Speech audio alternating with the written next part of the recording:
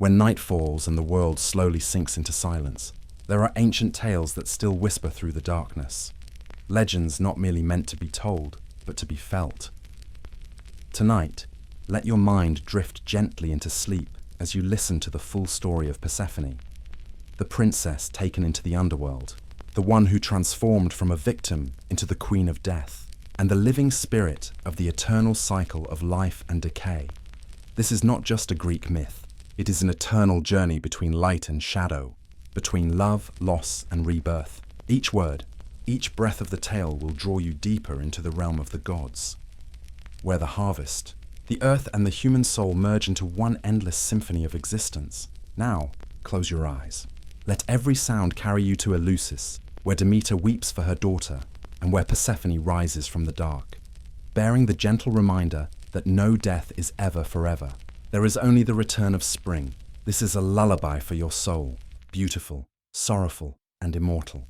To understand the story of Persephone, we must begin at the very dawn of the cosmos, when the universe had yet to find its balance, and the first gods of Olympus were still struggling to bring order to the world. Out of that chaos came Zeus, lord of the sky, of thunder, and of divine authority, united with Demeter, goddess of agriculture, the nurturing mother of the harvest and fertility. From these two opposing forces, one of the heavens, one of the earth, Persephone was born. She was the meeting point of two extremes, rain and soil, light and darkness, life and death. From the very beginning, Persephone was unlike any other god. If Zeus embodied order, power, and masculine might, and Demeter represented nourishment and the rhythm of the earth, then Persephone was the fusion of both. She was not merely born of the sky. She belonged also to the depths below. Her lineage was a prophecy of her destiny, a soul forever walking between two worlds, never able to choose just one path. Before she became the queen of the underworld, Persephone was known by another name, Kor, meaning the maiden or the girl. In that name, the ancient Greeks saw the essence of beginnings, of springtime, of tender shoots sleeping beneath the cold soil, waiting to be awakened. Kor was more than a mythical maiden. She was the symbol of youth itself, pure, radiant, innocent to the point that even her gaze could make the earth bloom. But in that very purity lay the seed of tragedy. For in every Greek myth, beauty is rarely left untouched. Beauty ignites desire, invites possession, and destruction. Thus, the name Kor did not only represent life, but also foreshadowed a destiny in which that life would be tested, buried, and reborn from its own ashes. Archaeological traces found in Knossos, Pylos, and Crete reveal that the image of the maiden, Kor, existed long before the Greeks wrote their myths. In the pre-Greek civilizations of Minoan and Mycenaean cultures, depictions often showed two women side by side, one older, full-bodied, the Mother Earth, and one young and slender, the daughter, or seed of life. They were not separate deities, but two faces of the same cosmic being. From this, we understand that Persephone is more than a mythological figure. She is an ancient symbol, older even than Greek mythology itself, a fragment of primordial memory that humanity entrusted to nature. When the first farmers tilled the soil and sowed their seeds, they saw in the earth not merely darkness, but a promise, the promise of harvest, of rebirth. They believed that within the soil slept a soul, and that soul was Kor, the maiden who would awaken when spring returned. Thus, the tale of Persephone is not only a myth, it is humanity's earliest metaphor for the cycle of nature. When we plant a seed, it must first die, decay, before new life can emerge. Life, therefore, cannot exist without death, and death is never truly an ending. In her deepest essence, Persephone embodies this truth. Death is but the brief shadow before the dawn of life. Imagine Kor, the maiden of spring, walking across the meadows, surrounded by blossoms, birdsong, and gentle sunlight. It is a moment of innocence, a world untouched by darkness, yet if one listens closely, a whisper drifts through the breeze, a quiet warning that every light must one day fade, and every spring must yield to winter. For in her very veins flow two currents, one of sky, one of earth, one of life, and one of destiny that cannot be escaped. Zeus, her father, embodies absolute power, and yet it is he who sows the seed of his daughter's tragedy. Demeter, her endlessly loving mother, is the spirit of fertility, yet her love will turn into a storm of grief and wrath when her child is taken. The origin of Persephone, therefore, lies not merely in lineage, but in the eternal conflict between two cosmic principles, light and dark, father and mother, sky and earth. She was born to unite them, but the cost of that unity is everlasting solitude. When we read ancient texts or gaze upon the images painted on old Greek vases, we see that the Greeks never regarded Persephone as a distant goddess. She was close, intimately woven into human life, for she was the rhythm that people felt each year: spring's rebirth, summer's radiance, autumn's decline, winter's death. Every change of season marked Persephone's departure to, or return from, the underworld. She was not just the goddess of crops, but the embodiment of renewal, loss, and hope. On a deeper level, Persephone mirrors the human soul itself. We too contain two worlds within us: the light, where we reach toward love, ideals and clarity, and the dark, where fear, grief, and shadow dwell. The journey of every human being, like that of Persephone, is the path toward harmony, learning to live with our darkness without letting it consume our light. Perhaps that is why her story endures across the millennia. Persephone is not only the daughter of Zeus and Demeter, she is the reflection of ourselves, of every fall and every rising, every pain that shapes us, every winter of the soul that prepares the way for spring. The origin of Persephone, therefore, lies not only in Olympus, but in the human heart, where life and death, hope and despair, light and shadow intertwine, inseparable. And from that intersection she was born, not merely as a goddess, but as the immortal symbol of rebirth. And as you listen to this story tonight, with your breath slowing and your heartbeat steady, remember this: within you too sleeps a Persephone, waiting to awaken when the spring of your soul returns. From here, her journey will begin, a descent into the underworld through darkness, tragedy, love, and power, until she rises again into the light.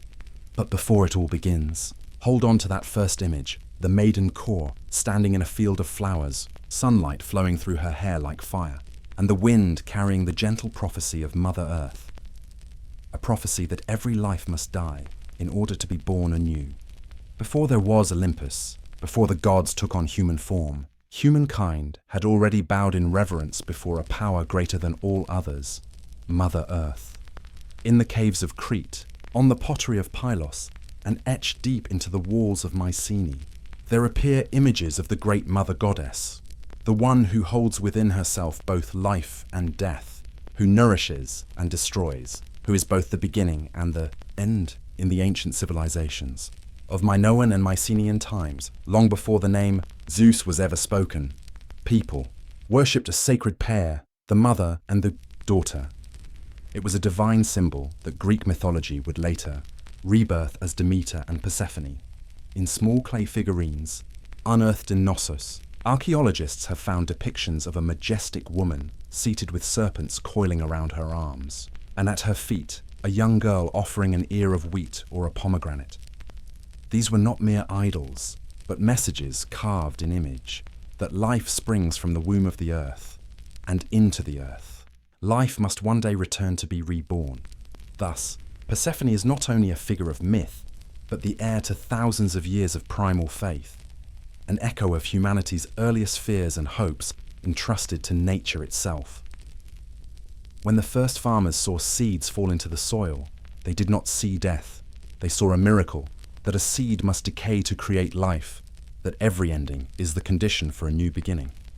And to make sense of this sacred mystery, they envisioned the earth goddess, the mother who buries the seed within herself and returns it to the world in a new form.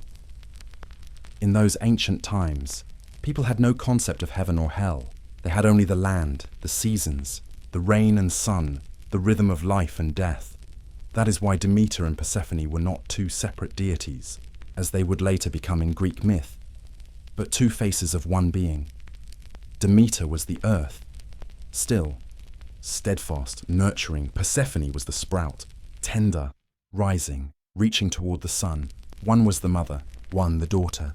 One lay buried deep within the ground, the other stretched upward to the light.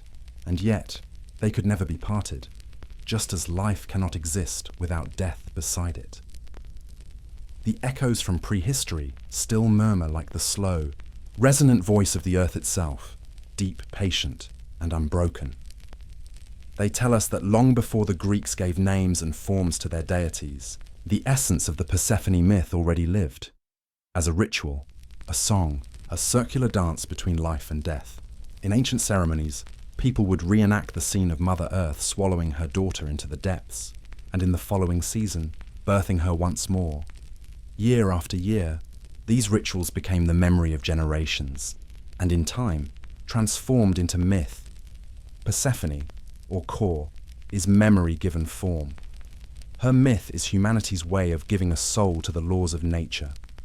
Through every retelling, we glimpse the unspoken philosophy of a prehistoric age, that all life must one day return to the earth, only to be born again. If we look across the ancient world, we find this mother and daughter motif everywhere. In Egypt, it was Isis and Horus. In Mesopotamia, Inanna and Ereshkigal. In India, Parvati and Kali. Wherever humans learned to cultivate the soil, there appeared the image of the Earth Mother and the living seed. Persephone, therefore, was never alone. She was the echo of an entire epoch, the moment humanity first stepped out of the forest, gazed upon the fields, and understood that the earth did not merely feed them, but held their very souls within her embrace. If Demeter embodies the abundance of the land, then Persephone is the reminder that all abundance is fleeting. Spring will pass, summer will blaze, autumn will fade, and winter will come. Yet after all that, flowers will still bloom, seeds will still rise, and the wheel will never stop turning. This was the earliest philosophy passed down by the prehistoric farmers, a faith shaped in the image of Persephone. Thus, when later Greeks told of her abduction by Hades, they were not inventing a new tale, but rewriting an ancient ritual in the language of gods. Hades was merely the personification of the earth's depths, the realm through which all life must pass before renewal. Each time Persephone was drawn into the underworld and returned again, she symbolized the cycle of growth and decay, the seed buried, then reborn as the plant. This myth did more than explain nature. It offered comfort in the face of death, assuring humankind that the soul, like the seed, never truly disappears. In this light, Persephone is the collective soul of humanity, the memory of our fear of loss, our longing for renewal, and our faith in the immortality of nature itself. Her story has followed humankind through millennia, transcending culture and language. When a child plants a seed in the soil, when an elder watches flowers bloom upon a grave, when we lift our eyes to greet the returning spring, we are all hearing that same ancient echo, the voice of Mother Earth and the daughter, Persephone. And so, the echo from prehistory is not merely the origin of a goddess, it is the witness to humanity's awakening spirit. From fear of the dark and of death, we learn to see light within that very darkness. From the withering of the harvest, we learn that every ending carries meaning. Persephone became the first language of faith, not a faith that looks upward to heaven, but one that bows gently toward the earth. Imagine then a Minoan ceremony over 3,000 years ago. By flickering torchlight, a woman raises a sheaf of wheat high above her head, chanting softly, "Mother Earth, let your daughter return." Her song trembles through the night, blending with the wind, the fire, and the rhythmic footsteps of dancers circling the altar. In that sacred moment, Persephone is born again, not in flesh, but in the memory of ritual, in the faith that life never truly dies. And when Greek mythology later took shape, that song was rewritten with new names and new symbols. But the essence remained unchanged. Demeter and Persephone, mother and daughter, earth and seed, death and life, forever bound, forever turning. That is the echo. Behind Greek mythology, the final shell of an ancient faith that has lived in the human heart since the dawn of consciousness. And when we listen to it today, in this age of steel and artificial light, we can still hear that ancient rhythm beneath our feet. In the breath of the wind, in every season of bloom, the voice of Persephone, of Mother Earth, of life itself, endlessly retelling its own story. Thus, her journey does not begin in Olympus alone, but in the ancient heart of humankind, in that first moment when humanity learned to bow in gratitude to the living earth. And from that sacred place, the story continues, as destiny calls her name, as the ground begins to tremble, and as Hades, lord of the underworld, rises to open the next chapter of her legend, the fateful event, the beginning of an eternal separation. The name Persephone, sounding like a breeze gliding through fields of ripe grain, at once soft and cold, carries within it an irresistible destiny. In ancient Greek, it is said that her name derives from Pherian phonos, meaning she who brings death. A name that sounds cruel at first, yet when seen in the light of myth, it becomes a deep prophecy of the role she is to bear. The one who lulls the harvest to sleep, the one who opens the door between life and the realm of the dead. But behind that chilling echo, Persephone is not merely a messenger of death. Her name also carries another layer of meaning. Pherin can mean to carry, to bring, to transfer. And phone is not only death, but also sound, voice. Perhaps for this reason, Persephone is the bearer of echoes between two worlds. She is both the song of spring when she returns to the world above, and the sorrowful breath within the earth when she steps down into Hades. The name itself is already a story. Naming a god is never accidental. In an age when words held creative power, a name was a second soul. Persephone was born of the love between Demeter, goddess of the harvest, and Zeus, lord of the gods, a union between earth and sky, between fertility and authority. Thus her name could not be merely a pleasant sound. It had to reflect an entire cosmic cycle. When Zeus chose to bestow that name upon his daughter, perhaps he also quietly sealed her fate, that she could no longer remain the little child frolicking in her mother's fields, but must step into a path of maturation carved by pain. Ancient inscriptions from Eleusis tell that Demeter once did not wish her daughter to be called by that name. She called her Kor, meaning maiden, the girl.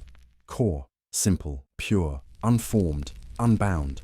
But when Hades, the god of the underworld, heard the two syllables Persephone, he recognized a strange resonance in them, as if fate itself were calling her name toward him. And so that name became an invitation, a bell toll that opened the chain of events shaping all subsequent Greek myth. A name, seemingly only a linguistic sign, in myth carries power like a curse. When Persephone was taken by Hades down to the underworld, everything seemed to unfold exactly as the name had promised. She brought death, but at the same time she brought the voice of life into the heart of darkness. In a place of eternal night, she brought the breath of spring, sowing seeds for souls that had forgotten the light. From then on, the name Persephone ceased to be merely a symbol of mourning and became a symbol of cycle, of death reborn. The ancient Greeks understood. For things to survive, they must change. For rebirth to occur, death must be known. Persephone's name is that philosophy, concise yet eternal. It reminds people that even in the deepest darkness, a sliver of light pierces through, no matter how long the winter spring returns. And Persephone, by her name and by her fate, stands as living proof of that truth. At Eleusis, where the Greeks held sacred rites honoring Demeter and Persephone, they did not only sing of grain, they whispered that name in the night like a prayer. Each utterance of Persephone awakened the memory of life once buried. The name rose softly but deeply, making participants feel the fragile border between being and nothingness. Strangely, over time, the name Persephone grew ever more mysteriously attractive. In philosophy, in poetry, in art, she became a symbol of nature's twofoldness, bright and dark, beautiful and sad, alive and dead. Many poets likened her to moonlight on a bed of flowers, to sorrow that knows how to sing. In human consciousness, she stands for what we cannot fully understand yet are irresistibly drawn to: transformation, viewed spiritually, The name Persephone does not speak only of one individual, but symbolizes the journey of every human being. Each of us carries a Persephone within, the part of the soul that must confront the dark in order to grow. Whenever life forces us to fall into an abyss, when we lose, break, or wander in fear, that is the moment the Persephone inside us is being called. And when we climb out of that chasm, eyes wider, heart more compassionate, that is when our inner spring returns. Thus, Persephone is not merely the name of a goddess, but the name of a state of being. She embodies the ceaseless flow of the soul, from light into darkness and back into light again. Perhaps this is what makes her story endure for thousands of years. People still tell her tale not to commemorate a distant goddess, but to see themselves reflected in it. That name, whether spoken in ancient Greece or in a modern lullaby, still carries the tone of destiny, not a fate of mere sorrow, but profound, humane, and hauntingly beautiful. It teaches us that no pain is meaningless, no darkness fails to give birth to light, and perhaps, when we call the name Persephone in the night, we are calling life itself back. Therefore, in every myth, her name not only opens the tragedy, but also serves as the overture to a promise that after death there is always revival. And so, across the vast curtain of Greek mythology, the name Persephone rings out, not only as an ancient memory, but as the eternal heartbeat of humankind, fragile, immortal, and forever longing to live. Legend tells that on that day, Persephone was wandering through the meadows of Nysa, where flowers bloomed thick as a golden carpet, the sunlight draped across her hair like threads of shining silk. She laughed, innocent, carefree, like a child who had never known sorrow. Yet in that very moment of innocence, the earth began to tremble, and the ground, the symbol of life itself, split open. From deep within the underworld surged a black chariot, drawn by 4 blazing stallions. Upon it stood Hades, lord of the underworld, a being who had never known the light of day. That moment was not merely the arrival of a god, it was the collision of 2 realms, of light and darkness, of youth and death, of love and power. Hades did not come as an invader, but as an inevitable force of destiny. For Zeus, Persephone's father, had silently consented that the daughter of earth and sky would one day become the queen of the underworld. When Persephone looked up and saw Hades, time seemed to stop. People often describe that instant as one of terror, but if one looks deeper, there was something more, a call that rose from the very blood of the world, where light and darkness recognized each other. Persephone was afraid, but in the eyes of Hades there was more than shadow. There was the loneliness of eternity, the longing to touch life itself. Hades was not the cruel monster that many stories have made him out to be. He was the embodiment of what humanity fears to face, the darkness within itself. In him, there was no meaningless cruelty, only an aching emptiness. For thousands of years he had ruled over silence and death.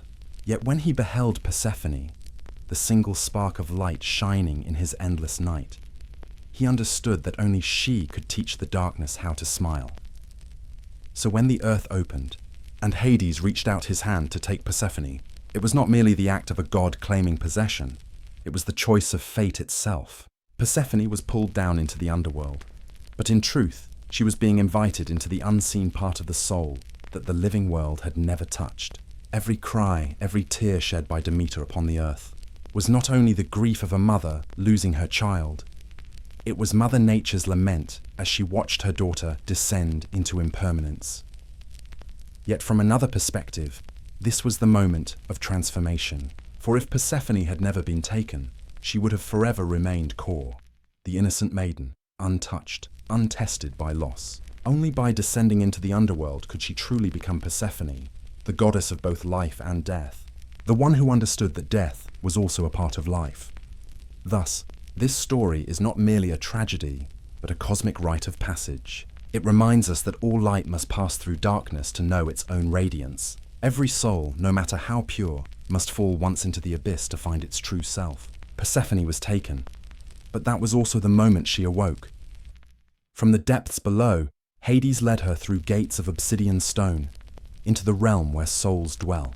The air there was cold, yet it held a beauty so haunting that it stirred the heart. Hades did not chain her. Instead, he offered her a throne beside him and called her queen. In that place, Persephone began to understand Death was not merely an end, but the rest of life itself, and love, even one born from the cruelty of fate, could still take root in the coldest soil.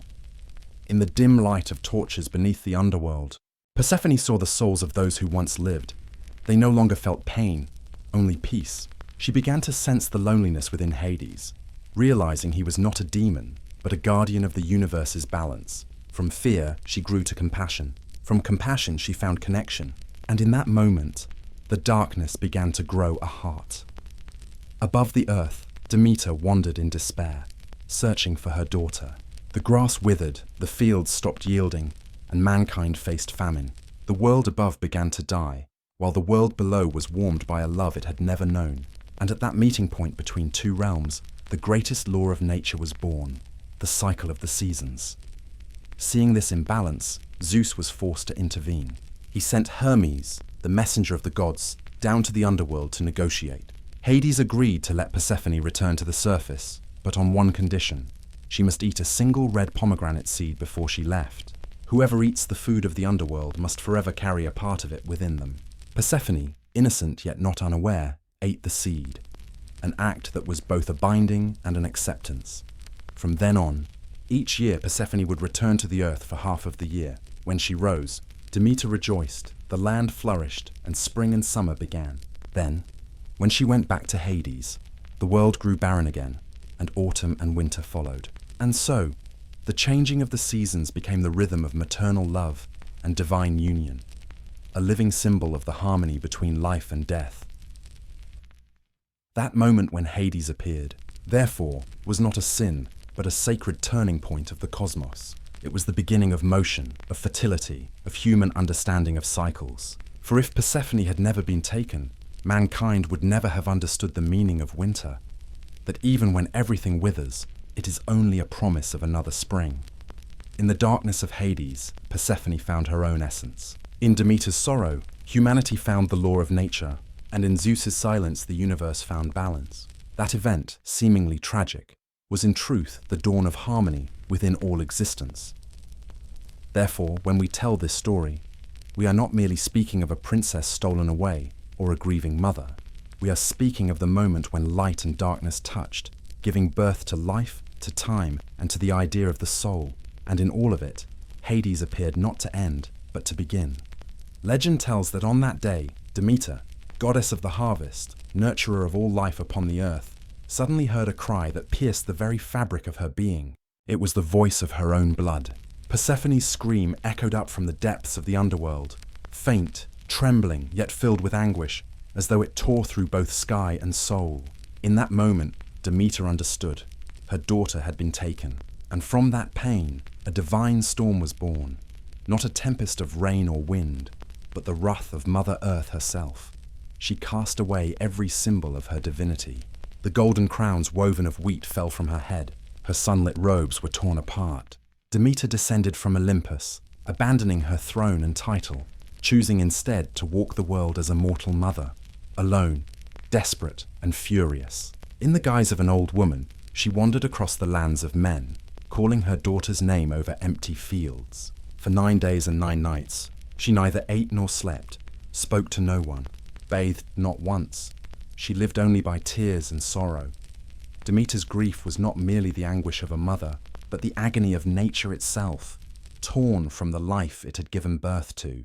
Every tear she shed turned to mist, blanketing the fields. Wherever her feet touched, the grass withered. She no longer blessed the harvests, no longer fed the seeds. The soil cracked, the wheat would not sprout, the sheep bore no young. Humankind began to starve. Her fury became a silent curse spreading through the world, the first winter to ever fall upon mankind. From atop Olympus, Zeus looked down and saw that balance was breaking. The other gods grew fearful, for Demeter's power was unlike any of theirs. She did not command thunder or the sea, but life itself. When she grew angry, no god could coax the earth to bloom again. And then, because of one silent decision, Zeus himself, who had conspired with Hades to give Persephone away, now had to face the consequence of his own deceit. Though wrapped in divine myth, this story reflects something profoundly human, that when maternal love is tested, it can surpass even destiny itself. Demeter was no longer the gentle goddess of golden fields. She became the embodiment of the greatest love of all, a mother's love that dares to defy the entire order of the cosmos. We can imagine her in the darkness, hair tangled, bare feet pressing into cracked soil. Every breath she took chilled the wind. Every lament drew water from the earth. All living things fell silent, knowing this was not a passing rage, but despair transformed into power. And through that journey, Demeter came upon sacred places of humankind. She walked through ancient cities where people had begun to build altars, praying for the earth's revival. But Demeter did not answer. She only asked, "Have you seen my daughter?" And when none replied, she moved on, leaving behind only fields of ash and grey. Ancient Greek texts tell that Demeter reached Eleusis, a small city by the plain, where she was welcomed in her mortal form by King Celeus and Queen Metanera. There, for the first time after 9 days of torment, she paused. Perhaps it was because the child in their palace, young Demophoon, reminded her of Persephone. Demeter loved the boy, caring for him as her own, and in her desperate longing, she sought to grant him immortality by bathing him in sacred fire each night. But when Metanera discovered this, she screamed in horror. That moment became a breaking point. Demeter realized that even when she offered love, the mortal world could not comprehend it. Her sorrow ignited once more. Yet this time, it was no longer blind pain, but awakening. She revealed her true form, the radiant goddess blazing with divine light, and declared, "Mortals, you have forgotten the meaning of the earth. From this day forth I shall teach you how to worship, to understand that there is no life without death." And thus, the Temple of Eleusis was born, a sanctuary Demeter herself established, where humankind was first taught that to sow is also to bury, that each seed dissolving in the soil is an act of sacrifice, allowing life to be reborn. It was no longer the act of an enraged deity, but of a mother who had learned to turn pain into wisdom. Demeter's wrath, in the end, marked the dawn of human philosophy. Every loss carries within it a seed of understanding. Had Persephone never vanished, humankind would have lived forever in an eternal spring, sweet but ignorant. It was interruption, barrenness, and hunger that taught humans to bow their heads and recognize the worth of every stalk of wheat. On a deeper level, this story is an allegory of the soul itself. Persephone is the pure, childlike spirit. Demeter, the wiser self. When these two are torn apart, balance is lost. Only by facing grief, as Demeter did, can the soul become whole again. In the old hymns, it is said that when Demeter wept, the entire cosmos trembled. But when she chose to teach humankind the Eleusinian mysteries, even the gods bowed their heads. For in that moment, Demeter accomplished what even Zeus could not. She made humanity understand the sacred connection between life and death. And from that divine fury, a new world was reborn. Humanity learned to plant, to honor the earth, to cherish life as a fragile gift. And each time they spoke Persephone's name, they remembered Demeter, the mother who defied heaven itself for love. Demeter's story does not end in triumph, but in acceptance. She did not reclaim her daughter entirely, yet she restored the balance of nature. When Zeus decreed that Hades must return Persephone to the world above for half the year, spring came again. It was the reward of love, and the proof that even gods cannot ignore a mother's tears. And so, each year when flowers bloom, the Greeks would say, "Demeter is smiling." But when leaves fall and the soil grows cold, they whisper, "She is weeping." That cycle became the breath of the world, the heartbeat of eternal motherhood. Thus, the wrath of Demeter is not a curse, but a reminder that love, even when divided by death, can still shake the universe. Demeter lost her daughter, yet through that loss, the world gained seasons, humanity found hope, and life discovered its meaning, born from the very heart of sorrow. When Demeter arrived in Eleusis, she no longer bore the appearance of a goddess. She wrapped herself in a grey cloak, her face veiled with the sorrow of humankind, her eyes carrying the weight of an endless winter. The people there did not know who she was, only that a weary woman sat by a stone well, her gaze distant, as though she could see through time itself. That well would later be called the Well of Callicharon, the sacred spring where Demeter once sat in silence, and where the most profound ritual of ancient Greek culture was born. The mysteries of Eleusis, holy secrets reserved only for those who truly sought the light of rebirth. The first to see her were the daughters of King Celeus. They sensed in the stranger something extraordinary, a blend of grief and majesty. Demeter, concealing her divine identity, told them she had travelled from afar and that her child had been stolen from her. Though vague, her story moved the young girls to compassion, and they brought her home. In the palace of King Celeus, Demeter was welcomed and invited to stay, becoming the caretaker of the king's infant son, Demephon. In Eleusis, for the first time after endless days of despair, Demeter's heart began to warm again.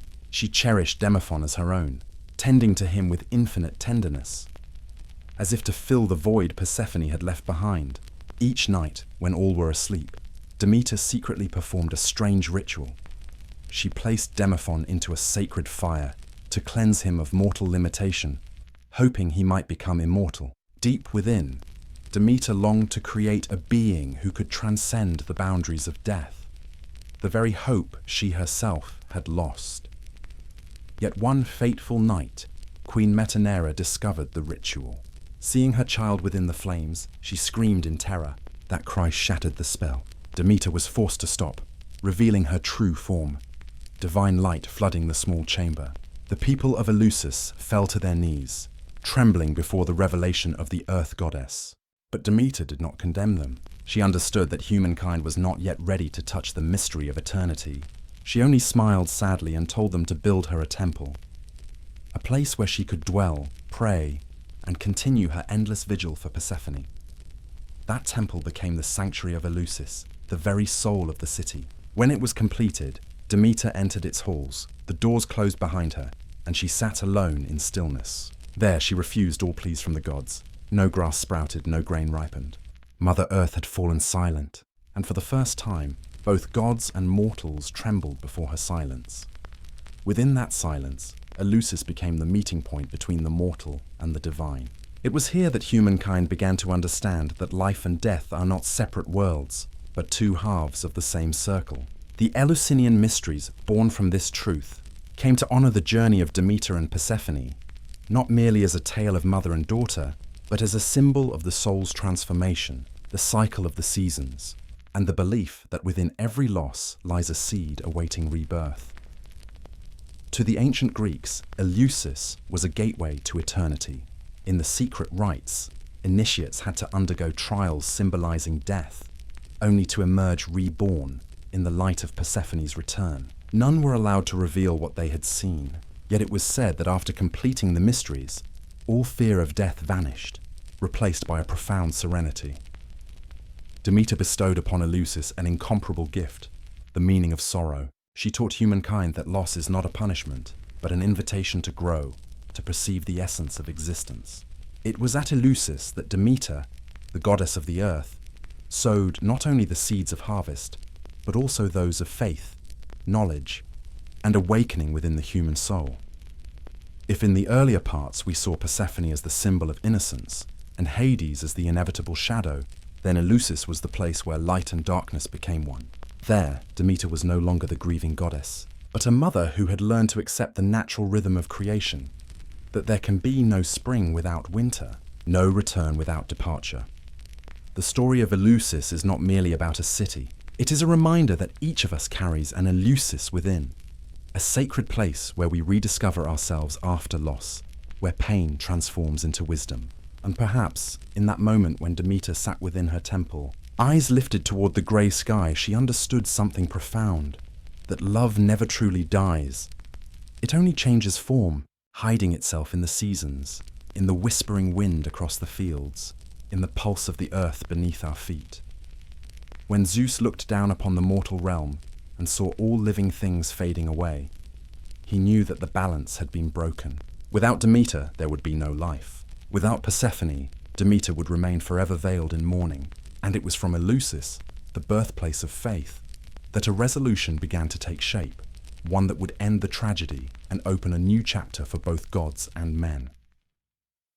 From Eleusis, prayers rose toward Olympus. From Eleusis, the concept of eternal life first took root in the human heart, and from Eleusis, the story of Demeter and Persephone became an immortal legend, a tale that we still tell tonight, to lull the world to sleep with the very heartbeat of Mother Earth herself.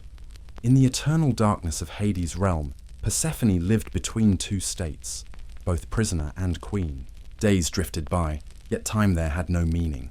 There was no sunlight, no seasons, only the quiet wandering of souls that drifted like mist. But deep within, she felt that something was changing. Hades, the god of the underworld, was no longer merely an abductor. He had begun to treat her with a silent, yet powerful affection.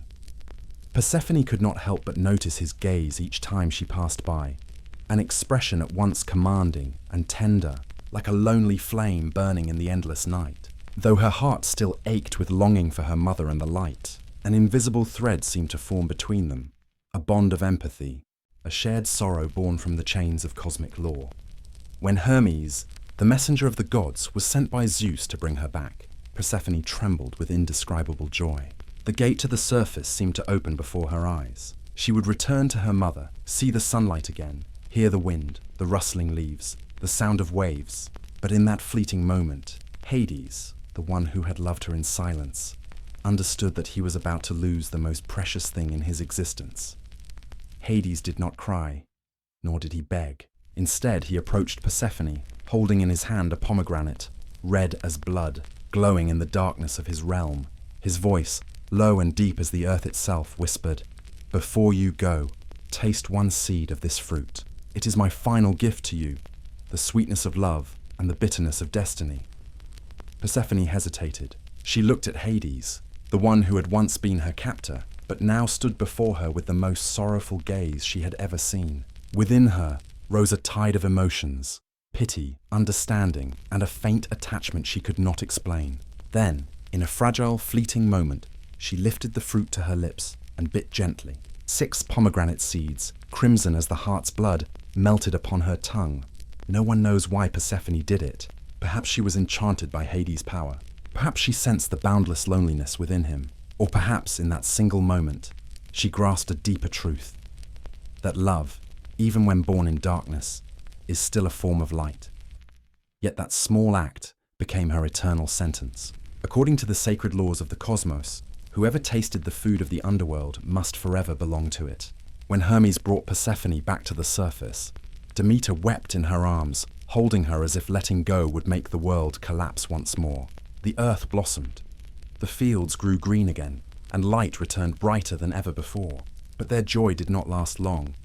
Zeus knew that Persephone had eaten the pomegranate, 6 seeds, and by divine decree she must return to the underworld for 6 months each year. When this news reached her, Demeter fell silent. She understood that, even if the world revived, her heart would always carry 2 seasons, the spring of reunion and the winter of separation. Thus, the world's cycle was born from their tragedy. When Persephone returned to her mother, Demeter rejoiced. The earth grew lush, flowers bloomed. That was spring and summer. But when Persephone descended once more to Hades, Demeter sank into grief. The land grew barren, and snow covered every path. That was autumn and winter. And so, from their love and their sorrow, the 4 seasons were born, each breathing the rhythm of life and death, of parting and return. The pomegranate of destiny is not merely a symbol of bondage. It is a covenant between light and shadow, between love and loss. 6 seeds, 6 months, stand as proof of the universe's perfect balance, that no happiness lasts forever, and no sorrow endures without end. Everything turns in its own cycle, like the changing leaves, like Persephone's yearly return, like the steady heartbeat of the earth itself. Many scholars believe that in eating the pomegranate, Persephone revealed a quiet act of will. She was no longer the helpless maiden dragged into darkness, but the one who chose her own fate, who chose to become the bridge between 2 worlds, between life and death. In doing so, she redeemed not only herself, but also gave humanity a profound truth, that death is not an ending, but part of the eternal cycle of rebirth. In Greek culture, the pomegranate symbolizes fertility, abundance, and renewal. Yet in Persephone's myth, it becomes a symbol of karma, of love bound by fate, and of acceptance. Persephone ate the fruit not out of submission, but out of understanding that only by dwelling partly in darkness could she give true meaning to the light. From Eleusis to the underworld, from Demeter's tears to Hades' sorrowful smile, all threads converge upon that moment, when a young girl raised a pomegranate to her lips. That moment not only changed her destiny, but shaped the very laws of existence. A small act, yet filled with profound wisdom, that every choice bears its price. And sometimes only through sacrifice can life be sustained. And so, when night falls and you gently close your eyes, imagine Persephone, with hair flowing like a dark river, holding the crimson fruit in her hand, emerging from the shadows. In her gaze lies sorrow, but also light, for she is no longer the victim of fate, but the embodiment of the universe's balance. That pomegranate, though bound by a curse, remains a sacred gift, for through it, the world has its seasons, humanity has faith, and love has meaning. Persephone ate the pomegranate, and from that moment on, humankind understood. Even in the deepest darkness, a seed of light can still be born. Eleusis.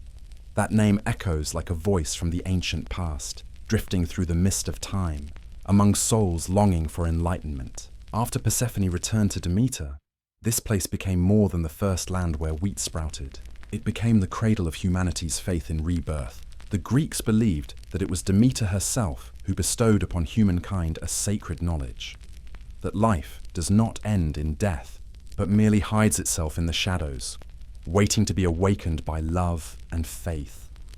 From that belief, Eleusis rose to become the heart of one of the most profound and mysterious religious rites in human history, the Greater Mysteries. The ritual was not simply the worship of the two goddesses, Demeter and Persephone, but a spiritual journey that guided human beings across the boundary between life and death, between light and darkness. Each year, when autumn came, the time when Persephone left the earth to return to Hades, thousands from across the ancient Greek world made pilgrimage to Eleusis.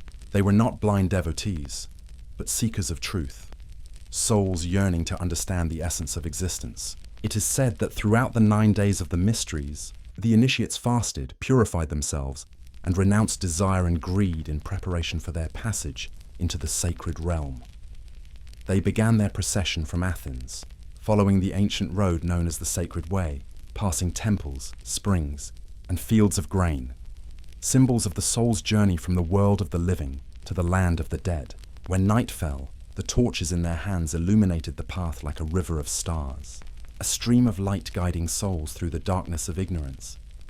At the heart of Eleusis stood the Telesterion, a vast temple with thick walls and sealed doors. None but the initiated knew what occurred within, for the vow of silence was considered holier than life itself. Those who revealed the secrets would face divine punishment. Yet across millennia, fragments of memory and whispers from philosophers such as Plato, Pindar, and Cicero have painted an ethereal picture.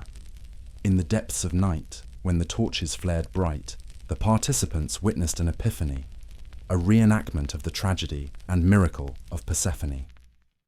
They saw Persephone rise from the realm of the dead, saw Demeter embrace her daughter, saw the grain burst open and sprout in radiant light. In that moment, they understood that death was only a doorway, and beyond it lay a land brimming with new life. Those who emerged from the mysteries were said to look upon the world with transformed eyes, the eyes of those who had awakened.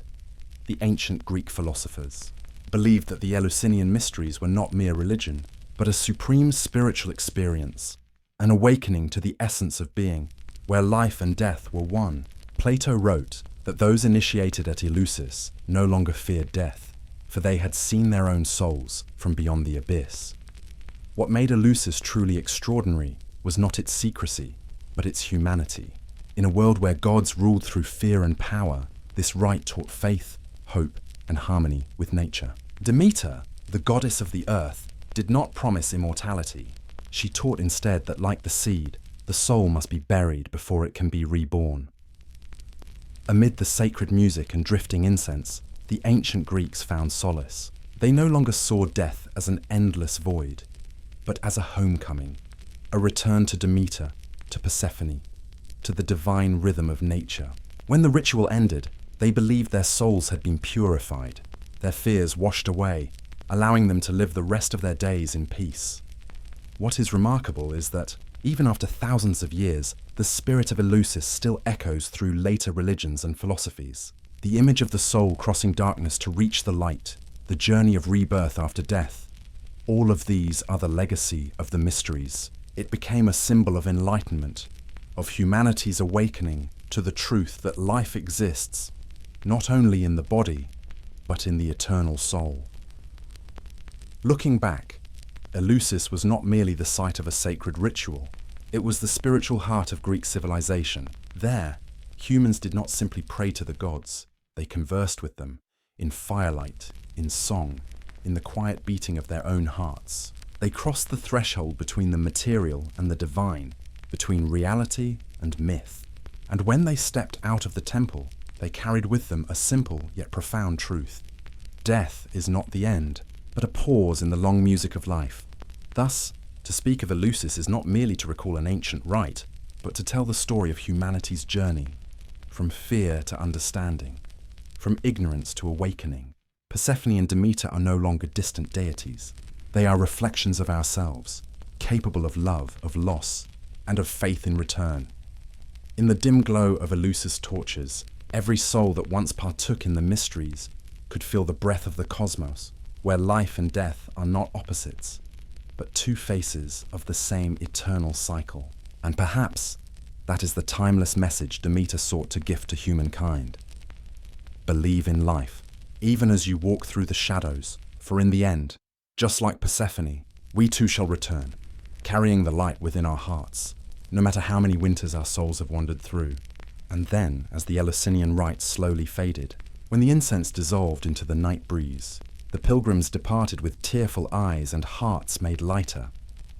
They had touched something beyond the limits of death, a promise from Persephone herself, that even in the deepest darkness, the soul could still find its light. But the story did not end there. For when Persephone crossed the boundary between the world of the living and the realm of the dead, she was no longer the maiden who had been taken, no longer the victim of fate. She became the queen of death, the sovereign of the land to which all souls must one day return, and the eternal symbol of justice itself. In the underworld, Persephone was no longer weak.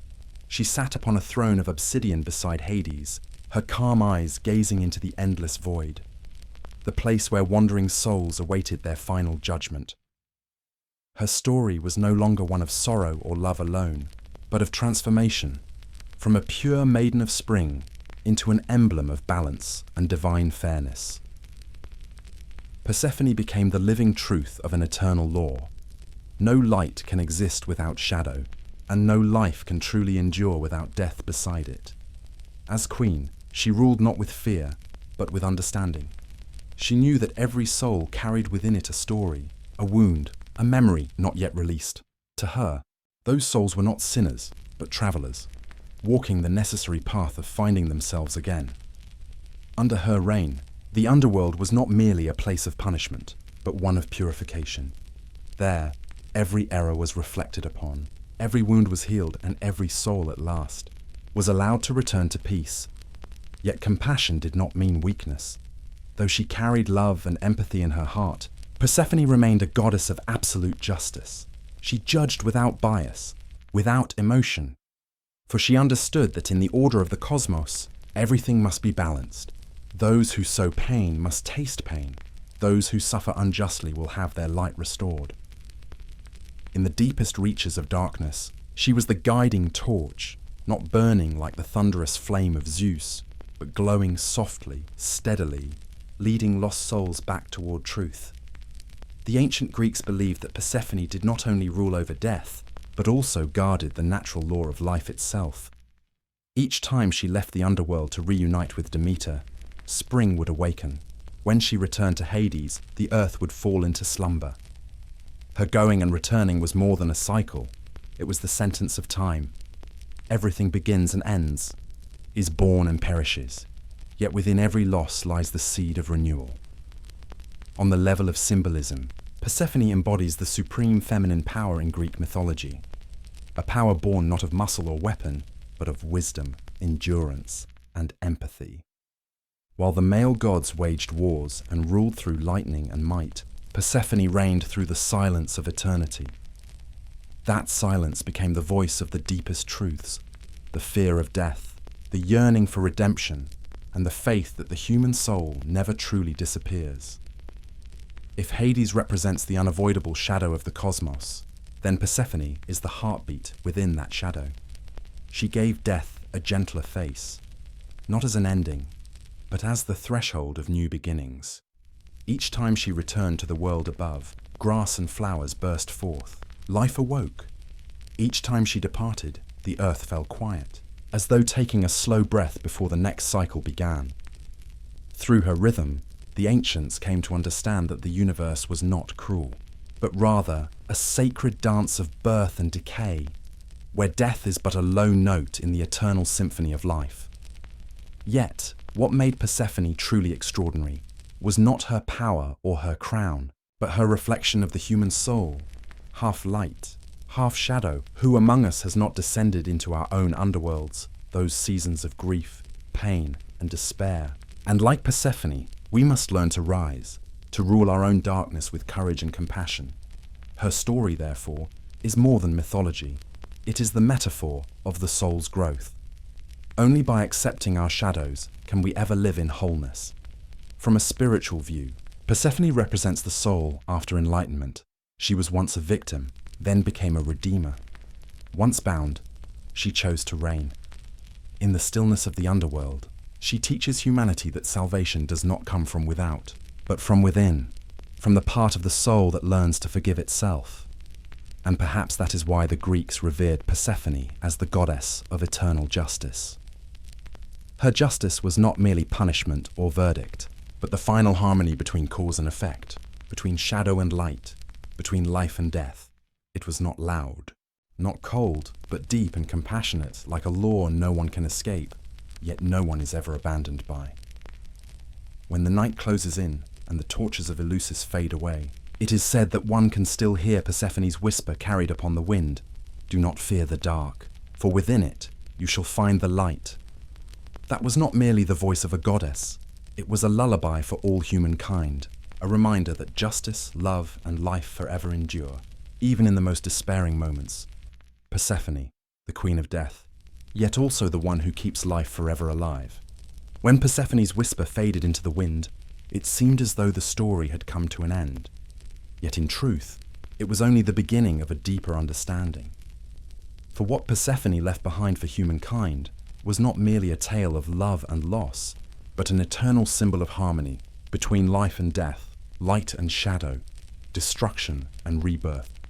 At that intersection, humanity came to realize an unchanging truth.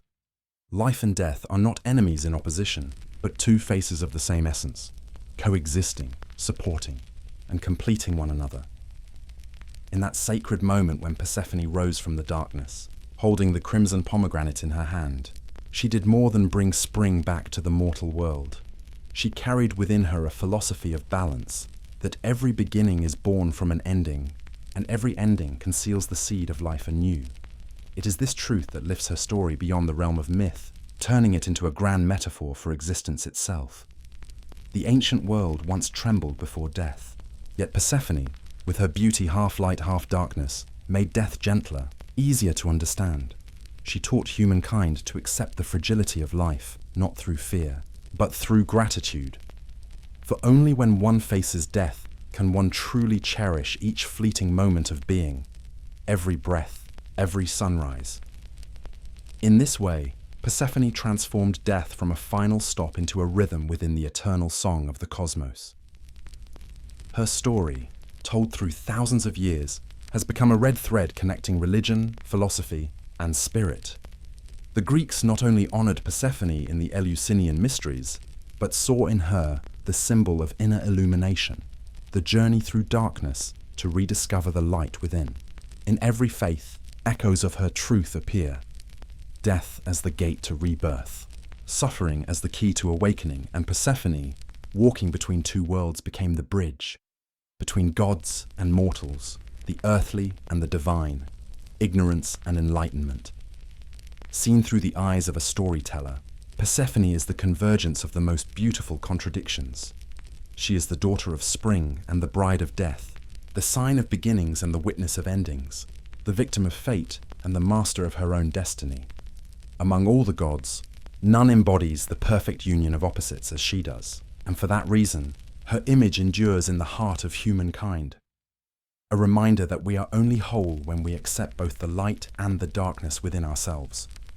From the cosmic view, life and death are never two separate points. They are a continuous current, an endless circle of energy. Persephone is the center of that circle, where life becomes death, and death transforms back into life. When she descends to the underworld, the world withers. When she returns, the earth blossoms again. Thus, the seasons turn, life renews, and humankind learns its first lesson in the cycle of nature. The ancient Greek farmer, as he planted seeds into the soil, believed he was witnessing Persephone's mystery, that every seed must be buried in darkness to rise stronger when the light returns. It is here that myth transcends belief to become the philosophy of existence. Persephone is not merely a sacred figure, she is the metaphor of every human soul. We are all Persephone, those who have fallen into our own underworlds of pain and loss, and who must learn to rise again, to love again, to understand more deeply. Only by passing through death, whether it is the death of a belief, of a love, or of a part of ourselves, can we enter the next cycle of growth. Thus, Persephone's symbol belongs not only to the past, it lives in every present moment, in the way humanity still searches for meaning amid ruin, still hopes even when all seems lost. Persephone is the quiet assurance that the night is not punishment, but the time when new life is nurtured in silence. From another perspective, the harmony between life and death that Persephone represents is also the essence of human spirituality. For all people, despite differing faiths or cultures, share one fear: the fear of ending, the fear of vanishing. But through her story, they learn that nothing truly disappears. Everything transforms. The soul, love, memory, all change their shape, return in new forms. And within that eternal spiral, Persephone is the heartbeat, the goddess of return. The deeper we understand her story, the more clearly we see ourselves reflected in it. Death ceases to be something distant and frightening. It becomes a necessary passage in the search for the self. Persephone teaches that to truly live, one must first let certain parts die. The fear, the ego, the selfishness, only then can we be reborn, not merely in body, but in spirit. Perhaps that is why, thousands of years later, people still tell her story each time winter begins to fade. For Persephone is not only the goddess of spring, but the goddess of hope. Hope that after the long cold nights, the sun will rise again, that after losses too deep to bear, the human heart can still bloom once more. And when the moonlight spills across the old fields of Eleusis, where once her name was whispered in sacred rites, one might still hear that faint song. I have walked through death to understand life. I have passed through darkness to know that light never truly left. Those are the words of Persephone, the lullaby of eternity. Message to every generation that no tragedy is ever the final end, and no joy can exist without sorrow. Life and death coming and going, love and loss, all are notes in the vast symphony of the universe, and only when we learn to listen do we realize that within their seeming opposites lies a perfect harmony, where all things, whether fading or flourishing, sing together the song of life. Persephone, then, is not merely a myth. She is the reflection of the deepest truth within us. She reminds us that life cannot be separated from death, light cannot exist without shadow, and death is but another form of life. In that eternal motion, she remains the still center, the everlasting symbol of harmony between life and death, where all beginnings and endings meet in the gentle silence of eternity. When the tale of Persephone comes to a close, we realize that it is not merely an ancient myth, but a mirror reflecting the very soul of humanity, where love, loss, and rebirth intertwine within the endless rhythm of existence. Each returning spring is not just her homecoming, but a gentle reminder that no matter how long the night may seem, the light is always waiting on the other side. Let this voice continue to guide you through other realms of ancient wonder, where myth meets dream, and the spirits of old whisper softly through the breath of night. If you can feel the heartbeat of Persephone within your own, please like, subscribe, and share your thoughts below, so that together we may keep wandering through the stories that have lulled humankind to sleep for thousands of years. And now, Close your eyes, release every burden, for in this very dream, Persephone still walks across a field of flowers, between shadow and light, carrying with her the promise of an eternal spring.